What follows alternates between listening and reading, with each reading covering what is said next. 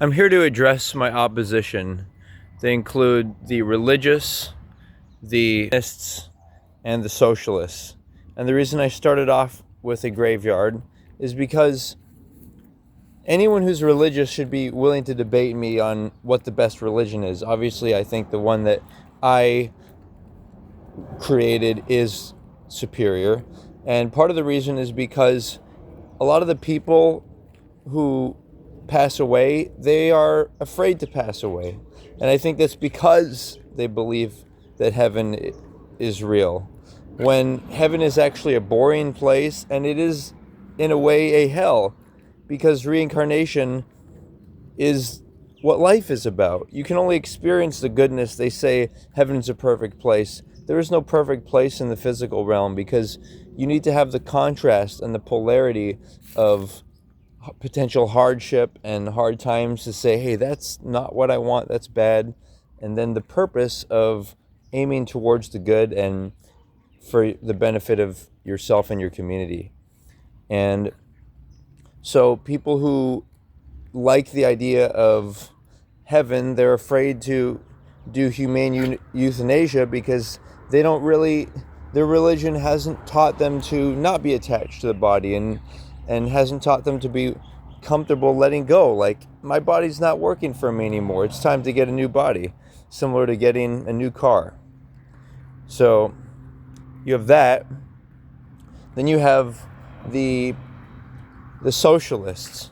So what socialism is, to an extreme, is where the government has control over everything, the means of production.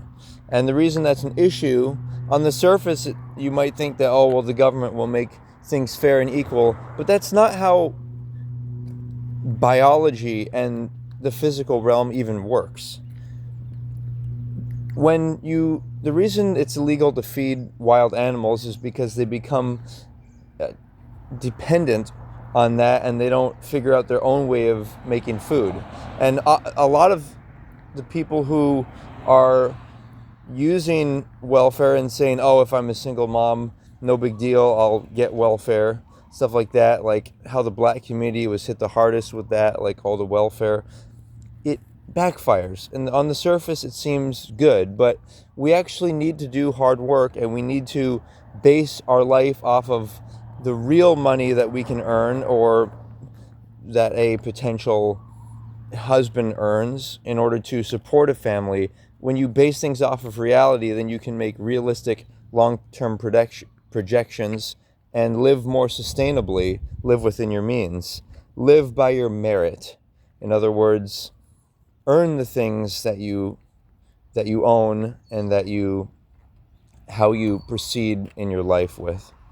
And so what leftist socialists will do is they'll say that, oh, if people make emotional decisions like pregnancy out of wedlock, that, oh, everyone else should pay for it. Everyone else should pay. If people are unhealthy and overweight, or they make irresponsible life choices, I'm not referring to like disabled and whatnot. I'm referring to like the average person who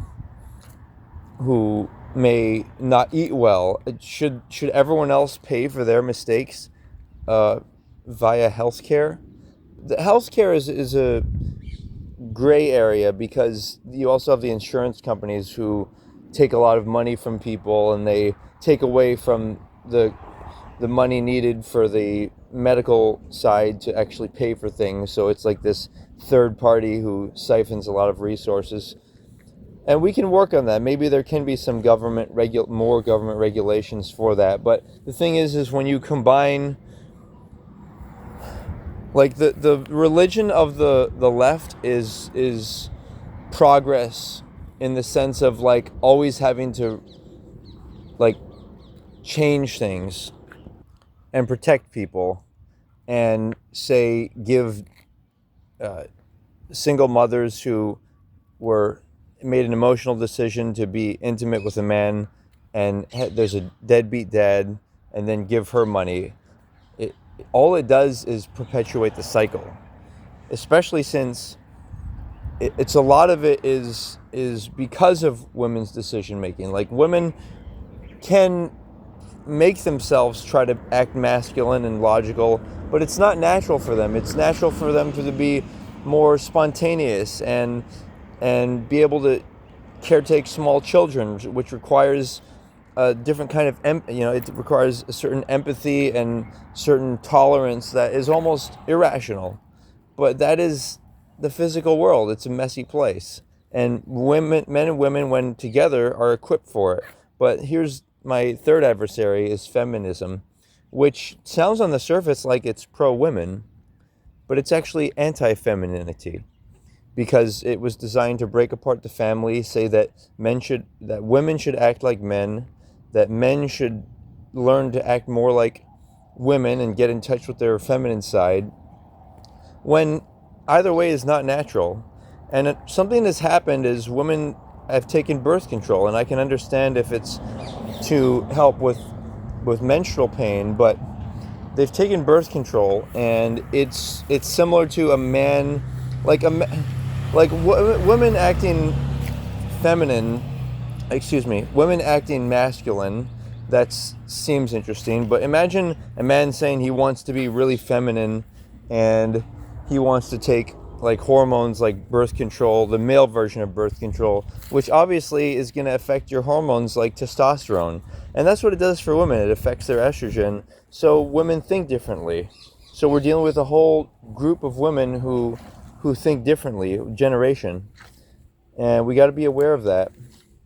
And we need to recognize that as a woman, it's a man's world. The world requires masculinity to face it. So you as a woman, if you don't have viable, benevolent patriarchy, you don't have good father figures, brothers, maybe male pastor, stuff like that, to help you, look out for you, advise you, and help you find a husband, then it's going to be hard for you to do that. And part of the big reason people don't realize is it's because women are born with their value in terms of, from a biological standpoint. Women are younger, attractive women are the most fertile and the most valuable at 18. And it's similar to how a man would have his most value maybe closer to 30 when he's established, or 35 when he's established himself and his career. And it's like it's the same thing as if a man was given $1 million at 18. He would be chaotic with it and need help managing. And so it's the same thing with women. That's why they need that special management, and they need the patriarchal oversight more than men. Men are to go out in the world and figure things out. But the point is that I get a whole series of comments on some of my videos where it's describing me as insecure, misogynistic, or incel, or these various insults, when I wish that people would comment more technically and actually respond with counter arguments. Like when I say things like, I think women would be better if they made an effort to protect their femininity and find benevolent patriarchy and a husband who will allow them to be in their feminine, because it's celebrating femininity. It's having your life oriented around femininity. That is Goddess V. That is part of what we worship. We also worship female reproductive system, both internal and external, because that is the highlight of life, and it's what creates life.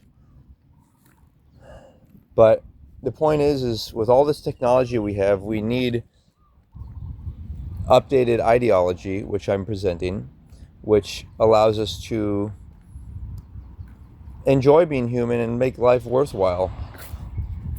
And what's the point of life if women, do we really have an abundant society if women can't enjoy being in their masculine? In their feminine? Come on, guys. So, people may insult me, but remember, guys, when somebody offers simple personal attacks, they're called they're called ad hominem attacks in a debate or discussion. When people do that, it really means that they don't have any legitimate counter argument. Like when I say stuff like, well, what do you think about marriage and protecting femininity? I get no responses, unfortunately, because people are really trying to target all like nuanced details of what I say, and they do it out of context as well. Like they'll say that, oh, since I mentioned 18-year-old women, that I'm a creeper, but I want to marry a woman that's my age. But if you don't look into this is a complicated issue. The biggest decision of your life, choosing the right person and avoiding the wrong person to marry and actually commit to. And that's another thing that the left don't like to do. They don't like the idea of commitment and responsibility and but this is natural. This is how and there's a lot of left are women, obviously. But this is how women think and that they operate. The easiest way to think of it is even though women are good at certain different tasks, when it comes to like long-term and relationship thinking, they don't really want to think about that. They don't want to worry about the existential difficulties and challenges of the world. And so what makes a man great is he follows his purpose. What makes a woman great is she finds the right men who will help her be sustainable and have children and be safe. So men and women are very different, and we complement each other. Men are designed to help protect women's femininity. Women can't protect themselves alone. Women can't worship their own bodies. They need men for that. So there you go. Thanks for considering. And to compound it, I'm also vegan, and I also so there's a lot of things that you and I may disagree with, but the core things like people being able to pass away in dignity by humane euthanasia if needed, and for people to honor femininity, and for people to be responsible and want to pay for their own lifestyle. Like that's the whole point of life is to be involved in it and to pay for things. Like that's what life is about. It's about working to live and we have to be careful as men, because what happens is men get around women too much because of the co-ed school system, which I think is inefficient because it's a distraction. And it also promotes premarital intimacy with all the proms and people being around in proximity to women. It almost rejects our sexuality. And when we're supposed to celebrate that with marriage and in a healthy space, rather than like the left is all about people doing whatever they want, and that's not actual freedom. That's taking responsibility away from freedom and making the government pay for it, which basically means other people pay for it, often men. So thank you for joining me in this awareness, and that's my message to anyone who's trying to be a counterpoint to what I'm saying. Like, let's get technical, and if you have something you want to say it in a formal, intellectual way, similar to how I'm presenting it.